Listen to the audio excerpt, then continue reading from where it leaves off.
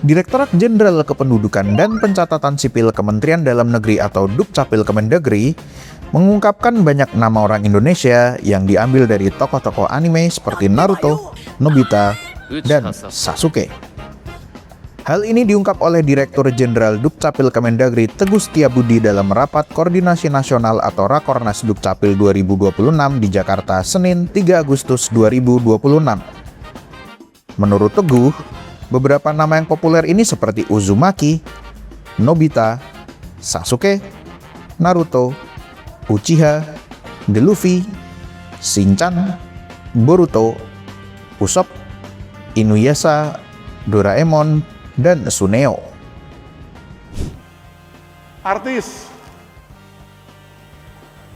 luar negeri. Oh, ada misalnya Olivia Rodrigo. Ada cukup banyak, 142.000. Ada Justin Bieber, misalnya loh. Ada Ariana Grande, misalnya. Ada Selena Gomez. Ada Taylor Swift, misalnya loh. Gitu. Cukup banyak yang menggunakan itu. Lanjut. Kemudian juga ada yang lain. Ya, ini adalah nama-nama yang menggunakan tokoh animasi. Ternyata orang tua yang suka animasi itu banyak kemudian juga loh, ini serius ini. Saya bisa dituntut kalau ngomong bohong. Dirjen Dukcapil itu ngomongnya atas dasar data kependudukan. Tapi ternyata banyak. Ada yang namanya Nobita. Ada yang Uzumaki, Sasuke, Naruto, Uchiha, Luffy, Shinchan. Ada yang namanya Shinchan juga. Boruto, dan sebagainya. Tsuneo ada 8 ternyata, yang suka nangis itu. Dalam kesempatan itu, Teguh menyebut memang ada pergeseran tren penamaan pada generasi saat ini seperti generasi Alpha dan Beta.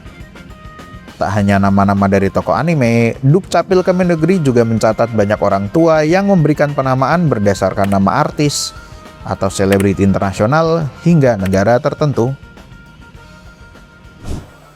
Ternyata generasi Alpha, bahkan Beta juga, nama-nama lokal itu sudah mulai tergantikan.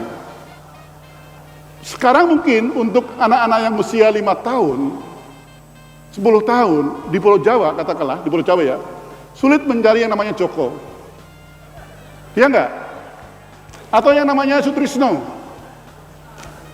Atau Slamet. Ada enggak yang kira-kira usia 8 tahun, usia namanya Slamet sekarang? Ada, tapi mungkin sedikit. Tergantikan sekarang. Ini 87,sekian% penduduk kita adalah Muslim.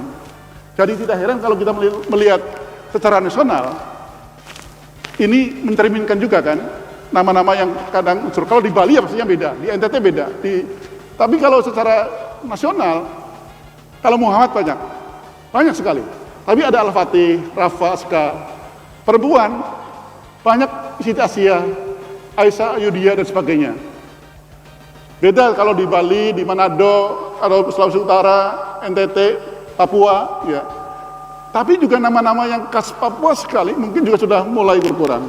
Menjadi nama-nama yang tadi ada unsur-unsur yang relatif mungkin dianggap modern, yang dianggap gimana gitu oleh orang tuanya. Tapi nama adalah suatu harapan, suatu doa. Dukcapil sendiri mencatat jumlah penduduk Indonesia per 30 Juni 2026 tembus 290 juta orang dengan generasi Z jadi kelompok yang paling besar diikuti generasi milenial.